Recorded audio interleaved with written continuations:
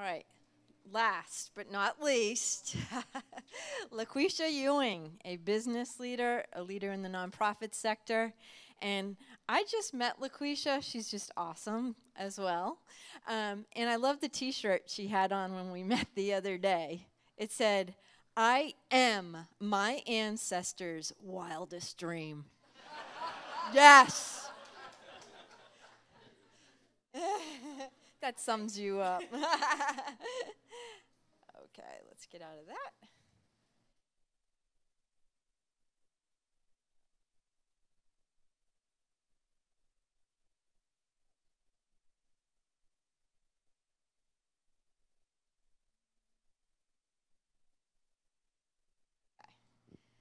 Take it away, Lakwesha.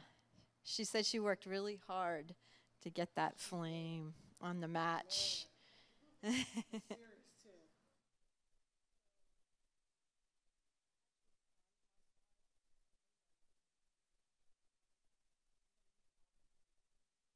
All right. So I'm going to try to untime my presentation. Awesome. All right. So the making of a movement, rethinking the business of community.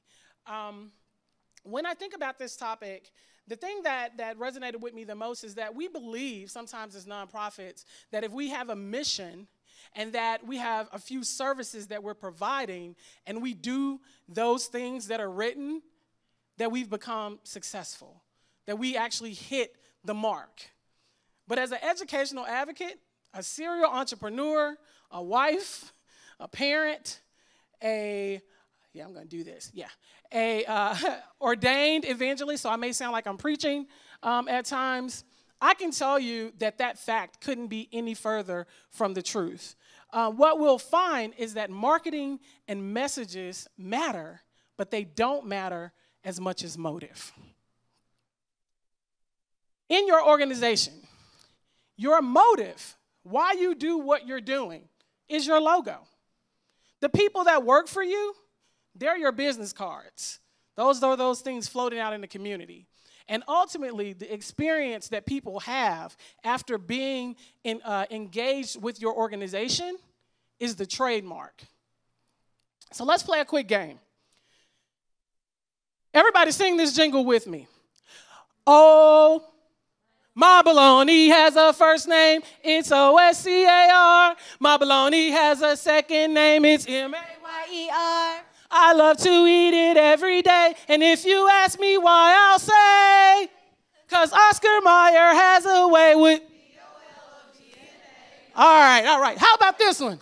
I don't want to grow up. I'm a Toys R Us kid. There's many toys at Toys R Us that I can play with. From bikes and planes to video games, we're the biggest toy store. Y'all don't know it. There is. I don't want to grow up, 'cause baby, if I did, I couldn't be a Toys R Us kid. Are our organizational missions as universal as these songs? Are they as trusted? No one goes to Oscar Mayer Bologna thinking they're going to get chicken. No one goes to Toys R Us to buy a vehicle. Or are we like these brands? We look like the real thing. We use the same colors. We have the same tactics. But we are Cars R Us. I don't even know if I would ever want to buy a car from Cars R Us because it could be a joke. For-profit organizations, business corporations often use consumer relational strategies when it comes to garnering trust. As nonprofits, we have to start using some of those same strategies to garner trust from our customers.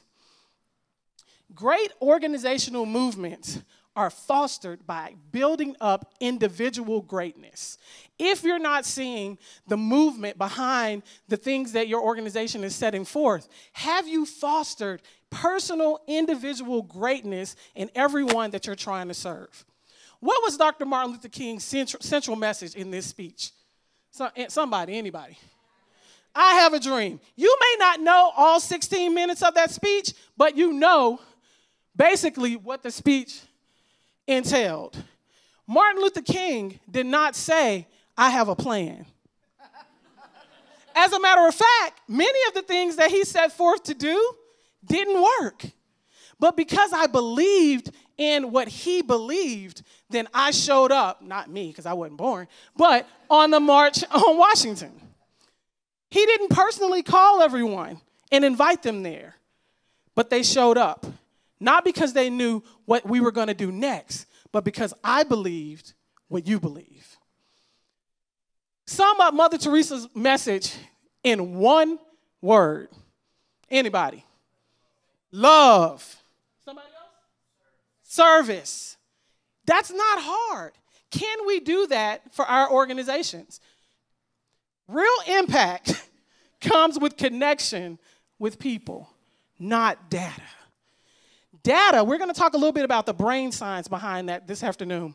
Data has never, ever changed. It really hasn't changed human behavior. It can redirect objectives, and I know Liza is probably dying behind me. But it can change directives. It can change directives for organizations, but it will never change human behavior because the part of our brain that processes human behavior does not even have a processing feature for language. We'll talk about that a little deeper. There has to be an outer messaging game as well as an inner messaging game when it's time to create a movement. It can't just be what you think the customer needs. You have to truly brand a message that will resonate with the people that are utilizing your services. So this afternoon, we'll map out and dissect the blueprint of successful movements. Guys, people have done this. We have Gandhi. We have Dr. King. We have Mother Teresa. We have all of these great movements that have been generated in our lifetimes, and those that we weren't present for, they were so adequately documented. So let's dissect those blueprints for success models, strategies that we can use to move our organizations forward. We'll talk about the law of diffusion of innovation. I don't know how many of you are aware of that, but I've tweaked it a little bit. And this is Chattanooga's nonprofit landscape, adapted from Roger Everett, who is kind of coined as the founder of this model. And I actually added some personal things in here. But this is kind of what we look like as nonprofit managers. You know, there's something we have to do. Just give me a minute because this is my pilot year. And so the people down below, these are your people down below that you're serving, and this is us, right? So what this model says, and I should do this in my session, but I'm going to explain it right now for those who can't hear it. This model basically says these are the people that are going to be served. You have your early innovators. So you have the people that know that there is something that needs to be done, and they're super excited, and they're ready to get going. And then there's going to be some people that come along a little later that says, Eureka, this is brilliant. And so this is kind of the tipping point. So this is about 2%. This is about 3.5% of the population that you serve. And then around about 10, 15%, you have those people that they're not sure if they like you yet. They're not sure. I'm going to use Abby because you're here. They're not sure if Causeway is a real thing, and I want to really plug in. And so they're kind of straddling this chasm. And then your critical mass, these are the people that you're going to serve. They're about 34%, 32%. You have these people that they're like, yeah, that's a great idea. And here we are in Chattanooga. We always say, they're doing it in Nashville. I heard about it in Boston. And if they're doing it in Nashville and they're doing it in Boston, it's a great thing. I don't know what it is about Chattanooga. It's a great thing. And then you have other people, because this is you up here, you're saying my program is great. We should copyright this, right? So now we're thinking about funding streams. And then you have another group of people down here that are saying, I read it on the Chattanoogan. I read about it on TFP. And by this point, you've been mentioned in, all these national journals. And then you have this 16% over here. They're saying, what new program? And so how do you engage all of these population of people, and what is the brain science behind that?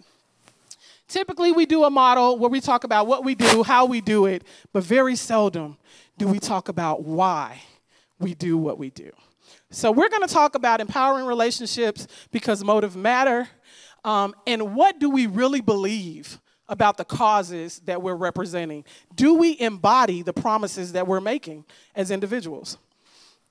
And so my last slide here, I've been watching the Olympics, like I'm so sad that it's over, but my man Usain Bolt, how many meters did he have to run to become a champion?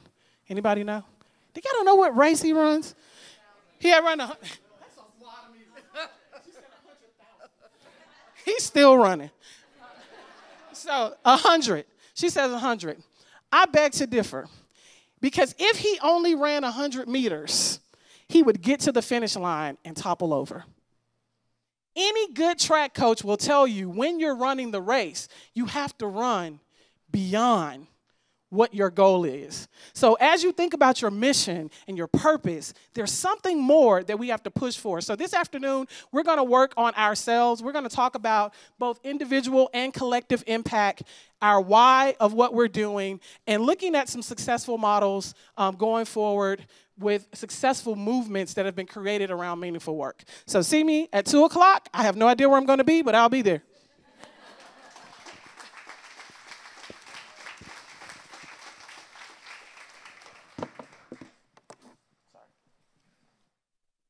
You see why she's the wildest dream.